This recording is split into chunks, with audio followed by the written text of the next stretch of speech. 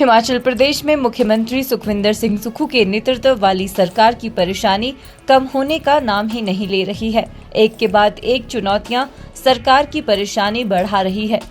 हिमाचल प्रदेश राज्य बिजली बोर्ड के कर्मचारियों ने सरकार के खिलाफ संघर्ष तेज करने का फैसला लिया है। कर्मचारियों ने राज्य सरकार को अपनी मांगों से अवगत करवाया था, जो अब तक पूरी नहीं हुई है। ऐसे में अब हिमाचल बिजली बोर्ड कर्मचारी इंजीनियर संयुक्त मोर्चा ने 28 अक्टूबर को धरना प्रदर्शन करने का मन बना लिया है। बिजली बोर्ड कर्मचारी प्रदेश भर में दोपहर 1:30 बजे एकत्रित होकर प्रदर्शन करेंगे। यहीं भविष्य की योजना भी तैयार होगी। सोमवार को बिजली बोर्ड के कर्मचारी राज्य सरकार को बड़ा झटका दे सकते हैं। जानकारी है कि अगर राज्य सरकार ने इस गतिरोध को खत्म करने की कोशिश नहीं की तो आने वाले वक्त में कर्मचारी राज्य में ब्लैकआउट की तरफ बढ़ सकते हैं।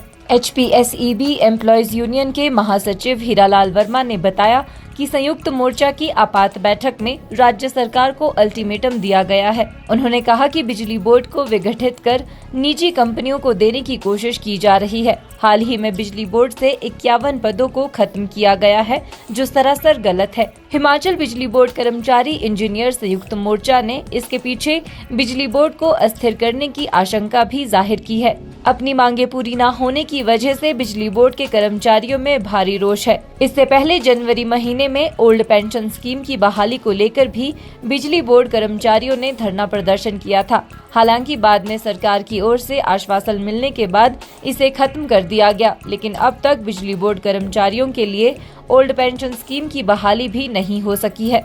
20th का एक्शन है, इसके पीछे घटनाक्रम बहुत सारे रहे हैं और हम ये कहना चाहेंगे कि जो 18 तारीख को ऑर्डर हुए थे उसमें 51 पद इंजीनियर्स के ख़त्म किए गए। उसके बाद आपके ड्राइवर के 81 पोस्ट ख़त्म की गई थी। उसके बाद हमारी सीरीज़ ऑफ मीटिंग गवर्नमेंट में हुई है, माननीय मुख्यमंत्री से हुई है और आपके सब कमेटी में हुई है। पर हमें कहीं लगा, जो हमारी बैठक हुई सब कमेटी से हुई, कहीं ना कहीं हमें लगा कि गवर्नमेंट ने एक डेलिब्रेट मूव बनाया है कि बिजली बोर्ड के बहुत सारे पदों को खत्म करना है और बिजली बोर्ड के ढांचे को और स्विच करना है। तो कहीं ना कहीं उस करके कर्मचारियों में भारी क्रोश है, अभियंता में क्रोश है। इस करके हमें फैसला लेना पड़ा कि 28 को पूरे हिमाचल प्रदेश में धरना प्रदर्शन करेंगे। हम ये कहना चाहेंगे कि इसमें जो आपका 2 इशू जो पहले थे, जिसमें आपका ड्राइवर का और साथ में पोस्ट स्टैब्लिश करने का साथ, इसके साथ साथ OPS भी आप जानते हैं, OPS बिजली बोर्ड में काफ़ी सालों से पेंडिंग है और पूरे स्टेट में जितने कर्मचारी हैं वो NPS के कर्मचारी को OPS में उनको OPS मिल गया है, लेकिन बिजली बोर्ड का लगभग 6500 कर्मचारी उस OPS से वंचित है। वो भी एक कारण है, उससे भी कर्मचारी में क्रोश है।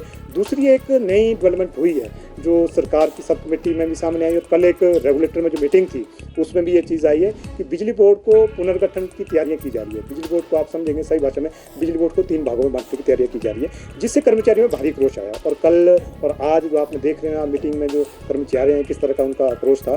तो ये जो अनबंडलिंग है, अनबंडलिंग से सारी चीज़ें अगर अनबंडलिंग होगी बिजली बोर्ड को, अगर ट्राइफिकेट हो गया तब तो ये आउटसोर्स क्या, तब तो रेगुलर कर्मचारी क्या, ढांचा क्या, तब तो सारा तहसीलदार हो गया। एक कर्मचारी की समझ है कि अगर बिजली बोर्ड की पुनर्गठन किया जाएगा तो एक तो जो 18 बिजली बोर्ड के 18,000 कर्मचारी हैं उनकी सर्विस कंडीशन प्रभावित होगी।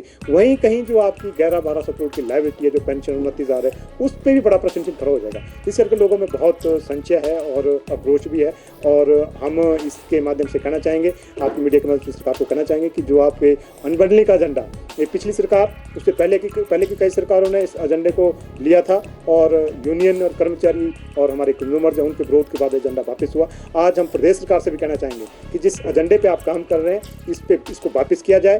हाँ, बिजली बोर्ड में कुछ और सुधार की जरूरत है, उसमें आपके साथ हैं। और एक चीज़ मैं और भी कहना चाहूँगा, जो बिजली बोर्ड की अनबंडलिंग आज हो जाती है, उस अनबंडलिंग से जो प्रदेश के कंज्यूमर्स हैं उनकी बिजली दरें महंगी हो जाएगी। आज हमारा जनरेशन विंग है जो 560-80 मेगावाट का जनरेशन विंग है, आज उसकी जो कॉस्ट है नीचे, वो टैरिफ में 1 रुपये 50 पैसे या 1 रुपये के इर्द गिर्द चार्ज हो रही है। लेकिन अगर हमारे जनरेशन जो पावर हाउसेज हैं दूसरी कॉर्पोरेशन का चले जाएंगे तो उनसे हमें बिजली फिर महंगी दर में खरीदनी पड़ेगी। तो अल्टीमेटली 3 रुपये 4 रुपये के साथ बिजली आएगी, वो भी टैरिफ में जाएगा।